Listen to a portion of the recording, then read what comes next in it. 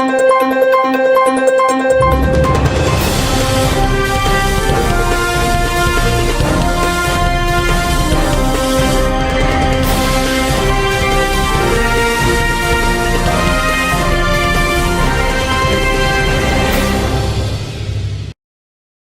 de vous retrouver à ce rendez-vous de l'actualité environnementale. Voici les titres. En Somalie, les autorités municipales accompagnent les jeunes bénévoles dans leur opération de dépollution de la plage. Une initiative qui permet d'inclure la jeunesse de ce pays dans la protection de l'environnement. Le climat, les feux de forêt et les canicules laissent des dégâts un peu partout dans le monde. Mais au Canada, c'est l'effet contraire. Ces calamités naturelles font plutôt du bien à la forêt de boréale. Les précisions dans cette édition. Et puis, une entreprise prestataire de voies navigables en France a été sanctionnée par les autorités pour avoir raflé l'île de Saint-Denis. Plus de détails dans un instant. C'était tous les titres. Bienvenue dans ce journal.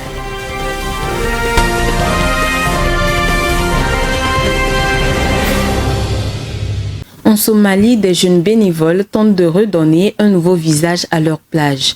Ils s'investissent dans le ramassage des déchets plastiques. Cette opération de dépollution de la plage a pour but d'impliquer la jeunesse dans la protection de l'environnement.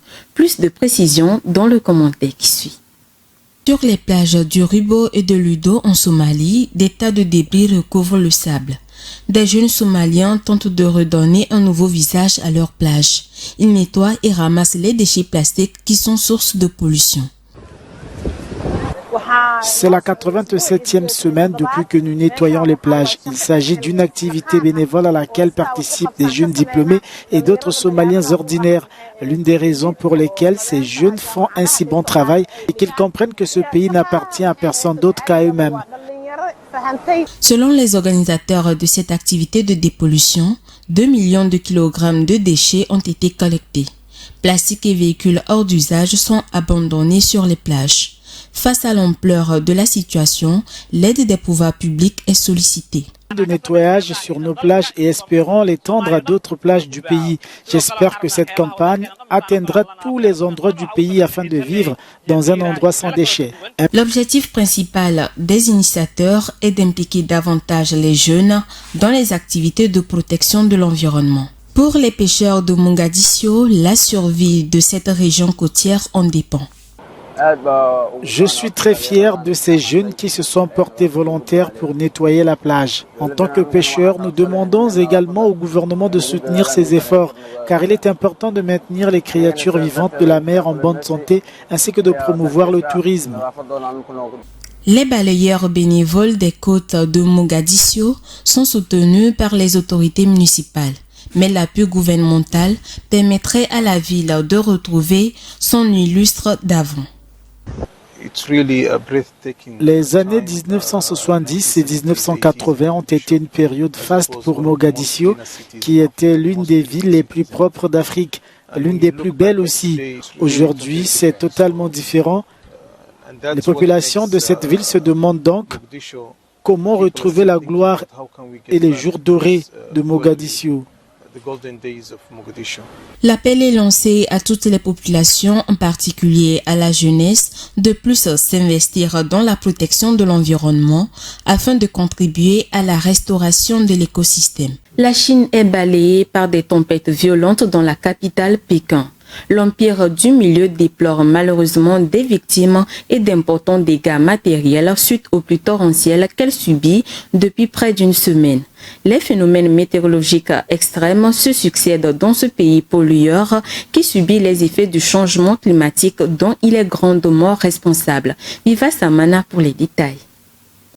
Une tempête intense balaie la Chine du sud-est vers le nord depuis près d'une semaine et la capitale Pékin en fait les frais. Des inondations dévastatrices ont submergé la mégalopole et ses environs en laissant des dégâts matériels et humains très déplorables. En effet, on recense au moins 20 morts et 19 disparus à la suite des fortes précipitations. Le président chinois Xi Jinping a appelé mardi dernier à tout faire pour secourir les personnes disparues ou prises au piège après les inondations dévastatrices à Pékin. Le typhon Doksuri, rétrogradé en tempête qui s'abat sur la Chine, touche également les Philippines voisines. Les pluies torrentielles s'abattent déjà sur la région frontalière des deux pays asiatiques. En 40 heures, Pékin a vu tomber l'équivalent des précipitations moyennes de tout le mois de juillet. La capitale chinoise et les provinces du Hebei au nord ont été placées en état d'alerte rouge pour les précipitations et les risques géologiques avec un danger de crue soudaine et des glissements de terrain. Les opérations de sauvetage continuent par les équipes de secouristes avec l'appui de l'armée. Selon les experts chinois de la météo, les pluies actuelles pourraient provoquer des inondations encore plus graves que celles enregistrées en juin 2012 à Pékin où 69 personnes avaient perdu la vie et provoqué des dizaines de milliers d'évacués. La Chine connaît des conditions météorologiques extrêmes et des températures inédites ces derniers mois. Les scientifiques attribuent tous ces événements au changement climatique qui n'épargne aucune région du monde. Le Canada, qui a subi des feux de forêt géants depuis plusieurs mois, veut se reverdir. Ainsi, un grand plan de reforestation du pays à la feuille d'érable vise à mettre en terre 2 milliards d'arbres d'ici 2030. Après 2 ans d'exécution, le projet est en bonne voie et dépasse même les objectifs de la période. Néanmoins, des efforts restent encore à fournir pour l'atteinte de l'objectif final. Vivas Amana. Une verdure se met en place au Canada pour remplacer l'espace dévasté par les feux de forêt de ces derniers mois. Le gouvernement fédéral canadien est en bonne voie pour atteindre l'objectif final de planter 2 milliards d'arbres d'ici 2030. Le ministre canadien des Ressources naturelles Jonathan Wilkinson indique qu'au cours des 2 premières années de l'engagement du gouvernement, 110 millions d'arbres ont été mis en terre. Un résultat qui dépasse les objectifs initiaux qui étaient de 90 millions d'arbres au cours de cette période. Le commissaire à l'environnement a soutenu dans un rapport publié en début d'année que l'objectif final ne sera pas atteint si des changements significatifs ne sont pas apportés dans le plan de départ. Une surveillance des plantations est également inclue dans le programme en vue d'assurer le succès à la fin de l'échéance fixée. Un investissement de 3,2 milliards de dollars ont été débloqués par le gouvernement du Canada qui partage les charges financières du projet avec des entreprises et organisations à but non lucratif qui s'engagent dans l'environnement. Rappelons que plus de 1300 km² des forêts canadiennes ont été brûlées par des feux de forêt cette année. Derek Neckbor, président de l'Association des produits forestiers du Canada, déclare qu'une évaluation sera nécessaire à la fin des feux de forêt. Cette évaluation permettra de déterminer si tout le territoire se reverdira naturellement ou si de nouvelles orientations doivent être apportées au plan de reforestation du Canada. Ce plan vise, d'après le gouvernement canadien, à contrer la crise environnementale du pays menacée par le changement climatique. Cette évaluation permettra de déterminer si tout le territoire se reverdira naturellement ou si de nouvelles orientations doivent être apportées au plan de reforestation du Canada. Ce plan vise, d'après le gouvernement canadien, à contrer la crise environnementale du pays menacée par le changement climatique. Toujours au Canada, le climat et les feux de forêt modifient en profondeur l'allure du nord québécois. Le réchauffement climatique a des effets sur la forêt de boréale. L'interaction entre les feux de forêt, le climat et le temps détermine la nature de la toundra forestière d'aujourd'hui et la façon dont elle évolue en réponse à la variabilité climatique. Alessandra Adécambi nous donne les détails dans ce commentaire. Les incendies constituent un élément important de la région boréale car ils brûlent les vieux arbres et permettent la régénération de la forêt. Après un feu, les arbustes et les arbres feuillus poussent rapidement et forment la canopée avant d'être remplacés par des épinettes à croissance lente. La nature de la toundra forestière dépend de la variabilité de la position du front arctique et de l'historique des feux de forêt de la région, mais aussi de son histoire des derniers millénaires. La limite des arbres, c'est-à-dire l'endroit où la forêt rencontre la toundra, peut s'étendre sur des dizaines voire des centaines de kilomètres. Son emplacement correspond à la position moyenne du front arctique, une zone de transition entre une masse d'air arctique froide et de l'air plus chaud. Dans le nord du Québec, la zone de la toundra forestière est vaste. Dans la Pessière Alichense, les arbres croissent sur l'ensemble du territoire. Après un incendie, les arbres poussent car la saison de croissance est suffisamment longue pour permettre aux jeunes plants de survivre. En Afrique de l'Est, plus précisément au Kenya, les girafes Maasai sont menacées d'extinction. La disparition de ces belles créatures imposantes est due aux barrières géographiques qui limitent leur flux génétique. La disparition des girafes Maasai est également due au changement climatique et à la croissance démographique. Suivant. Les girafes Maasai de l'Afrique de l'Est sont menacées d'extinction. Selon les chercheurs américains de l'université de Penn State, ces animaux sont confrontés à des barrières géographiques qui limitent leur flux génétique depuis plus d'un millénaire. Les girafes perdent du terrain et sont chassées peu à peu de leur habitat naturel. Nous savons maintenant que 35 000 girafes ont été scindées en 2 groupes, ce qui signifie qu'il n'y a pas plus de 20 000 girafes de chaque côté de l'escarpement. C'est vraiment inquiétant parce que le nombre total de girafes Maasai est très faible et l'Union internationale pour la conservation de la nature a déclaré que la girafe Maasai était une espèce menacée, ce qui rend les choses encore plus préoccupantes et inquiétantes. En effet, lorsque la population devient très réduite, cela augmente la probabilité que les individus qui sont très proches les uns des autres se reproduisent entre eux, ce qui peut entraîner un phénomène de dépression de consanguinité et qui peut conduire à un effondrement complet de l'espèce. Entre le changement climatique et croissance démographique, les agriculteurs et les éleveurs se voient obligés d'aller toujours plus loin pour trouver des terres. La construction des clôtures autour des terres bloque les girafes et les empêche de se nourrir. Même dans les parcs, comme ceux de Tsavo et d'Amboseli, nous avons constaté que la disparition des arbres obligeait les girafes à sortir du parc et à pénétrer sur les terres appartenant à des communautés, de sorte que les conflits ne font que s'aggraver. Bien que la chasse à la girafe est illégale au Kenya et en Tanzanie, les girafes Maasai sont tuées pour leur peau, leur chair et leurs os qui servent à la fabrication de bijoux ou de remèdes à certaines maladies. Les girafes Maasai sont vitales à l'écosystème de cette région du Kenya. Elles permettent notamment la dispersion des graines et le contrôle de la végétation. En France, une partie de la zone de Natura 2000 de Saint-Denis a été raflée par une entreprise prestataire de voies navigables. Cette zone est un spot de pêche et de nourrissage de juvéniles pour des espèces comme le martin pêcheur. Des sanctions contre l'entreprise sont demandées par la mairie de l'île de Saint-Denis. Rafi Tsoumbiriko. En France, un élagage sauvage a détruit une zone Natura 2000 protégée à l'île Saint-Denis le mois dernier. Cet élagage a été sponsorisé par l'entreprise publique prestataire de voies navigables VFN. Cette zone est un spot de pêche et de nourrissage de juvéniles pour des espèces comme le martin pêcheur.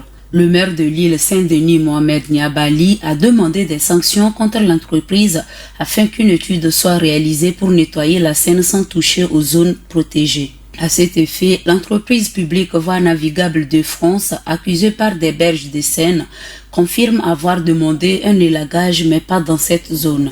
Pour l'instant, l'entreprise publique n'a donné aucune réponse. Néanmoins, un accord a été convenu entre le maire et elle pour recruter un écologue expert des écosystèmes afin d'affiner les conclusions et trouver la meilleure solution entre la sécurité du trafic de la Seine et la préservation de la nature sauvage qui l'entoure. Selon le maire, l'entreprise publique est tout à fait informée de la zone protégée et de sa sensibilité. Malheureusement, elle serait allée au-delà de la commande initiale. Nature 2000 de l'île Saint-Denis est une réserve ornithologique occupée par plusieurs espèces d'oiseaux. Au Mexique, une fuite de pétrole dans le Golfe a touché la côte et les plages. Alertée par les autorités locales le mercredi dernier, la fuite a été localisée près de la plateforme d'exploitation pétrolière, entraînant une explosion suivie d'un incendie avec la mort de 2 personnes. Le déversement du liquide a atteint les côtes de 4 États du pays. Les détails dans ce commentaire. Un écoulement suite à une fuite du pétrole est survenu dans le golfe du Mexique mercredi dernier. Alerté par les autorités locales, ce déversement du pétrole a touché les côtes de 4 États de l'Est et du Sud-Est du pays, notamment l'État de Campeche, de Tabasco, de Tamaulipas et de Veracruz. La fuite a été localisée près de la plateforme d'exploitation pétrolière où une explosion suivie d'un incendie a eu lieu avec la mort de 2 ouvriers. Plusieurs organisations environnementales, en particulier Greenpeace, ont dénoncé cette fuite de pétrole couvrant 400 km² dans le golfe du Mexique et ont blâmé l'obscurcissement des autorités autour de cette fuite de pétrole. Mais l'entreprise pétrolière de l'État de Pemex a minimisé les faits. Pour elle, la cause de cette fuite est plutôt liée à des émanations naturelles d'hydrocarbures en mer. Selon le procureur adjoint pour les délits contre l'environnement de l'État de Campeche, Il s'agissait de plus de 100 km d'hydrocarbures en mer qui ont été dispersés par les courants le long de toutes les plages qui se trouvent dans le golfe. Les défenseurs de l'environnement et les habitants ont effectué une opération de nettoyage ces derniers jours d'environ 500 mètres de plage dans cet état où l'eau charrie des taches noires. Toutefois, le directeur de Pemex reconnaît qu'une fuite avait été détectée dans la zone de l'explosion, mais qu'elle a été bouchée le mois dernier. L'Allemagne a annoncé en début de semaine être prêt à engager un total de 2 millions d'euros dans la préservation de l'environnement au Brésil. D'après l'ambassadeur de l'Allemagne au Brésil, ce fonds va permettre au Brésil de réaliser des projets de protection et d'utilisation durable des forêts. Plus de précisions dans ce commentaire de Alexandra Abikambi. Berlin va octroyer 31 millions d'euros aux États amazoniens du Brésil pour des projets de protection et d'utilisation durable des forêts. Il va également faire un prêt à faible taux d'intérêt de 80 millions d'euros d'aide au reboisement de leurs terres par les agriculteurs. Parmi les autres projets annoncés figure une contribution allemande au fonds de garantie et d'efficacité énergétique pour les petites et moyennes entreprises et 2 projets de chaîne d'approvisionnement durable. L'Allemagne veut également financer un projet de développement des énergies renouvelables dans l'industrie, les transports et enfin un programme de reforestation des zones dégradées. Tous ces projets, y compris la contribution au fonds amazonien, totalisent 200 millions d'euros d'après l'ambassadeur d'Allemagne au Brésil. Une partie du fonds Amazonie créé en 2008 pourrait être allouée à des actions d'urgence auprès des communautés indigènes telles les Yanomami qui souffrent de la dénutrition et des maladies infectieuses en raison de la progression des activités d'orpaillage illégales sur leurs terres. Le Royaume-Uni a annoncé le lundi dernier la validation de nouvelles licences gazières et pétrolières. Selon l'exécutif, l'exploitation de ces ressources fossiles britanniques doivent aider le pays dans son cheminement vers la neutralité carbone. Cette annonce est qualifiée de meilleure pour le climat. Rafi Tsumberekou nous en parle. Les énergies fossiles sont des combustibles d'origine organique qui ont été formés au fil de millions d'années à partir de la décomposition de matière organique. Elles sont utilisées par les sociétés humaines, notamment dans le transport et la production d'électricité et de chaleur. Lundi dernier, le gouvernement britannique a officialisé la validation de certaines nouvelles licences d'exploration et d'exploitation pétrolière et gazière en mer du Nord.